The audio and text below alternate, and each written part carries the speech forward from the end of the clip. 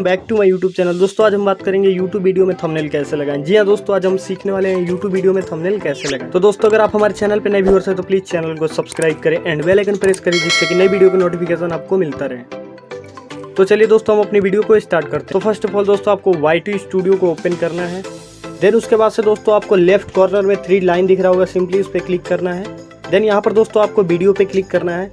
Then उसके बाद से दोस्तों यहाँ पर आपके सारे के सारे अपलोड वीडियो ओपन हो जाएंगे। तो दोस्तों आप जिस भी वीडियो पे थंबनेल लगाना चाहते हैं उस पर क्लिक करना है आपको। जैसे कि दोस्तों मैं सेकंड वीडियो में अपना थंबनेल लगाना चाहता हूँ, तो इस पे सिंपली आपको क्लिक करना है दोस्तों। देन उसके बाद से दोस्तों यहाँ पर आपको एडिट वाला पेंसिल दिखेगा, पेंसिल पे सिंपली क्लिक करना है दोस्तों आपको। देन उसके बाद से अगेन पेंसिल पे दोस्तों हमें क्लिक करना है। देन यहाँ पर दोस्तों आपको चेंज दिखेगा, चेंज पे क्लिक करते हैं दोस्तों यहाँ पर हमारे गैलरी ओपन हो जाएगा। देन यहाँ पर दोस्तों आपको लेफ्ट कॉर्नर में 3 लाइन दिख रहा है, सिंपली दोस्तों क्लिक करना है। देन यहाँ पर दोस्तों आपको अपने इमेज पे क्लिक करना है।